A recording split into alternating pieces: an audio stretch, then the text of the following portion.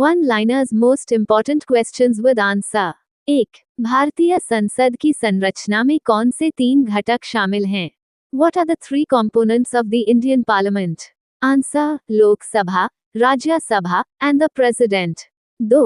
भारतीय संसद से संबंधित अनुच्छेद 79 किससे संबंधित है? What does Article 79 of the Indian Constitution relate to? Answer: Parliament of India. 3. Rajya Sabha से संबंधित कौन सा अनुच्छेद है? Which article of the Indian Constitution relates to the Rajya Sabha? Answer: Article 80. 4. Lok Sabha से संबंधित कौन सा अनुच्छेद है? Which article of the Indian Constitution relates to the Lok Sabha? Answer: Article 81. 5. राज्य विधानमंडल में कौन से 3 घटक होते हैं? What are the 3 components of the state legislature?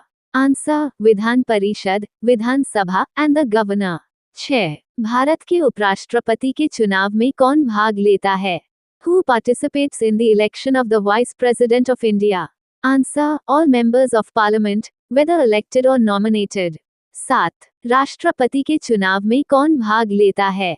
Who participates in the election of the President of India? Answer: only elected members from Lok Sabha, Rajya Sabha and state legislative assemblies. 8. नगर पालिकाओं से संबंधित 74वां संविधान संशोधन किस वर्ष हुआ और यह किस भाग और अनुसूची से संबंधित है?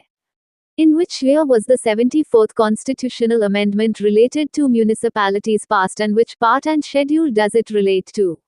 Answer: 1992, Part 9A, Schedule 12, Articles 243P to 243ZG. 9. नगर नियोजन टाउन प्लानिंग किसके अधिकार क्षेत्र में आता है? Town planning falls under the purview of which body? Answer: municipalities. 10. Rajya Sabha के बारे में कौन सा कथन गलत है? क्या इसके 1/3 सदस्य हर साल या हर 2 साल में सेवानिवृत्त होते हैं? Which statement about Rajya Sabha is incorrect? Do 1/3 of its members retire every year or every 2 years? Answer: the incorrect statement is that they retire every year. The correct fact is 1/3 members retire every second year. 11. भारतीय संविधान का कौन सा अनुच्छेद ये दर्शाता है कि यह न तो बहुत कठोर है और न ही बहुत लचीला है? Which article of the Indian Constitution indicates it is neither too rigid nor too flexible? Answer: Article 368 which deals with constitutional amendments. 12. अनुच्छेद 338 किससे संबंधित है?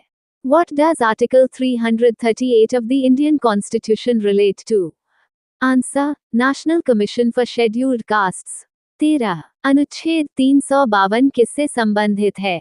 What does Article 352 of the Indian Constitution relate to? Answer: National Emergency. 14. अनुच्छेद 148 किससे संबंधित है? What does Article 148 of the Indian Constitution relate to? Answer: Controller and Auditor General CAG. 15. Nepal की राजधानी क्या है? What is the capital of Nepal? Answer: Kathmandu. 16. Maurya साम्राज्य में देवता अध्यक्ष की क्या भूमिका थी? What was the role of देवता अध्यक्षा in the Mauryan Empire? Answer: head of religious institutions or temples. 17. Bharat के वर्तमान CAG कौन है और उनकी नियुक्ति किस अनुच्छेद के तहत होती है? Who is the current CAG of India and under which article is the CAG appointed? Answer: K. Sanjay Murthy, appointed by the President under Article 148. 18. 20वें G20 leaders शिखर सम्मेलन की मेजबानी किस देश ने की? Which country hosted the 20th G20 Leaders Summit? Answer: South Africa 2025. 19. G20 शिखर सम्मेलन के पिछले और आगामी मेजबान देश कौन से हैं? What were the previous and upcoming host countries of the G20 summit? Answer: Indonesia 2022, India 2023, Brazil 2024, South Africa 2025. 20. मौलिक अधिकारों का संरक्षक किस संस्था को कहा जाता है? Which institution is known as the guardian of fundamental rights? Answer: the judiciary. 21.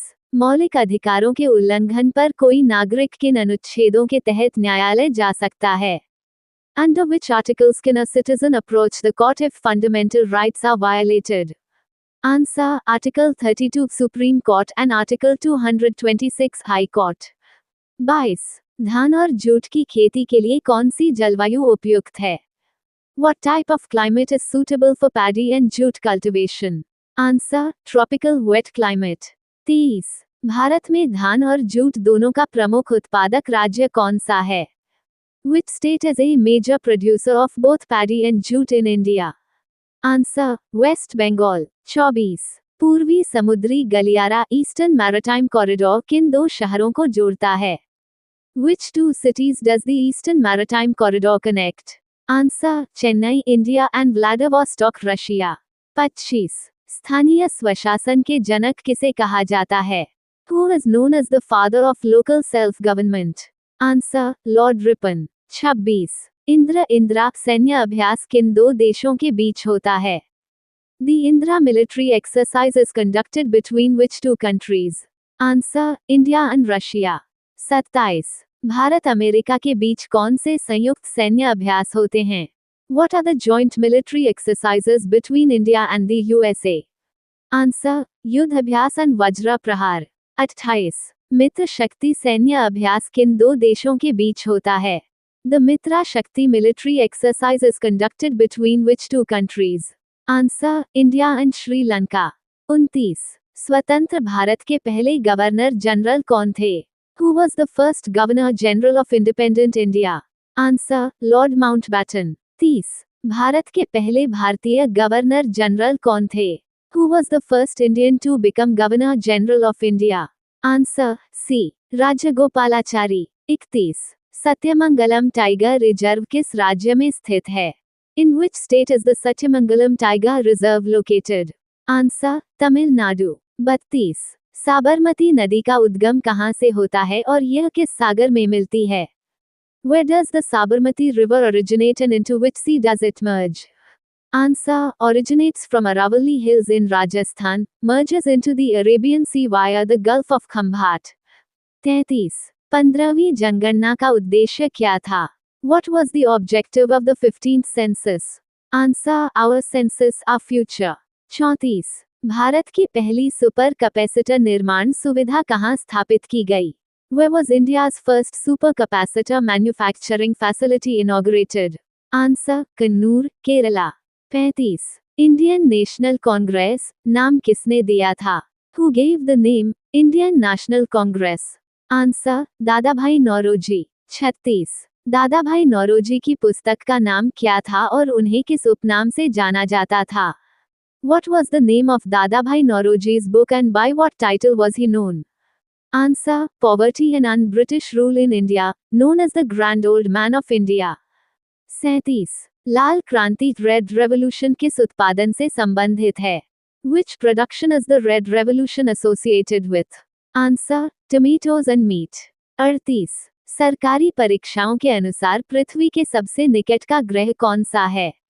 According to government exams, which planet is closest to Earth?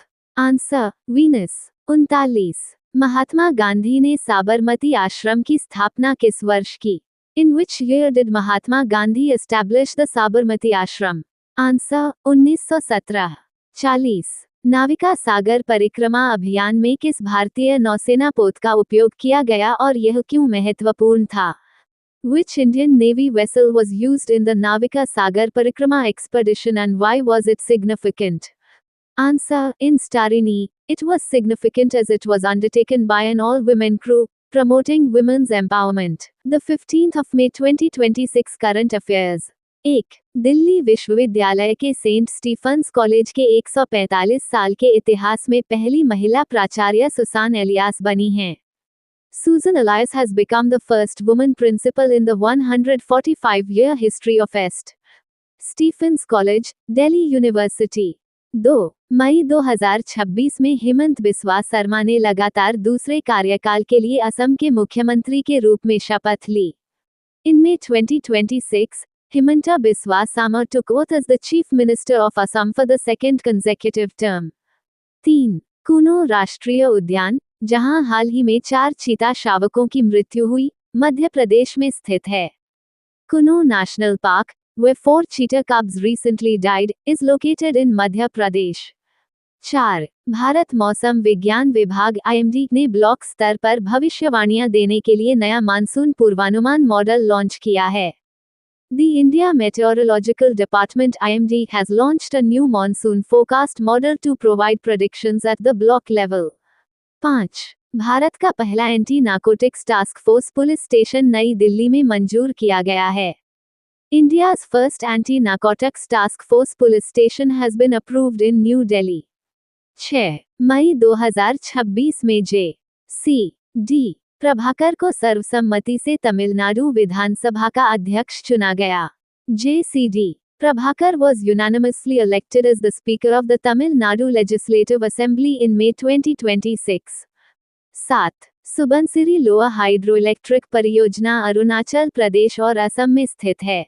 The Subansiri Lower Hydroelectric Project is located in Arunachal Pradesh and Assam. 8. CEEW ने भविष्य के जलवायु जोखिमों का आकलन करने के लिए CRAVIS प्रणाली विकसित की है। The Council on Energy, Environment and Water (CEEW) has developed the CRAVIS system to assess future climate risks. 9. HCL राष्ट्रीय युगल स्क्वैश चैंपियनशिप 2026 चेन्नई की भारतीय स्क्वैश अकादमी में आयोजित की जा रही है। The HCL National Double Squash Championship 2026 is being organized at the Indian Squash Academy in Chennai. 10. मई 2026 में भारत नई दिल्ली ब्रिक्स विदेश मंत्रियों की बैठक की मेजबानी कर रहा है। India, New Delhi is hosting the BRICS Foreign Ministers meeting in May 2026. 11. नई दिल्ली में आयोजित ब्रिक्स विदेश मंत्रियों की बैठक की अध्यक्षता एस जयशंकर ने की। The BRICS Foreign Ministers meeting held in New Delhi was chaired by S. Jaishankar. 12. प्रशांत पिसे को ओमान सल्तनत में भारत का अगला राजदूत नियुक्त किया गया है। Prashant Pise has been appointed as India's next ambassador to the Sultanate of Oman. 13. R. Mukundan को 2026-27 के लिए की का अध्यक्ष नियुक्त किया गया है। R. Mukundan has been appointed as the president of KI for the 2026-27 term. 14. मई 2026 में N. रंगासामी ने पुडुचेरी के मुख्यमंत्री के रूप में शपथ ली। N. Rangasamy took oath as the Chief Minister of Puducherry in May 2026. 15. Bharat का पहला लो एमिशन जोन वायु प्रदूषण कम करने के लिए पुणे, महाराष्ट्र में विकसित किया जाएगा। India's first low emission zone will be developed in Pune, Maharashtra, to reduce air pollution. 16. Alauddin Khilji ने राजस्व के बकाये की वसूली के लिए दीवान मुस्तखराज विभाग की स्थापना की थी। Alauddin Khilji established the Diwan-i-Mustakhraj department to collect revenue arrears. 17. भारतीय संविधान के अनुसार धन विधेयक और संविधान संशोधन विधेयक को संयुक्त बैठक में नहीं भेजा जा सकता है। According to the Indian Constitution, a money bill and a constitutional amendment bill cannot be referred to a joint sitting. 18. Bharat सरकार ने 2009 में प्रोजेक्ट स्नो लेपर्ड शुरू किया था। The Government of India launched Project Snow Leopard in 2009. 19.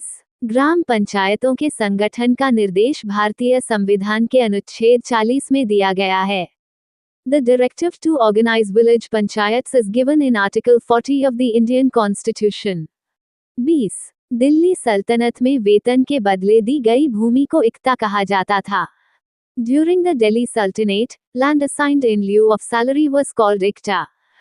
Previous question answer. ISROS NAVIC navigation system, which played a key role in Operation Sindoor, stands for which of the following? Answer. B. Navigation with Indian constellation. NAVIC navigation with Indian constellation is India's indigenous satellite navigation system developed by ISRO. During Operation Sindoor, ISRO satellites, NAVIC navigation systems and NTRO intelligence inputs were integrated into real-time battlefield operations for target identification, navigation and battle damage assessment.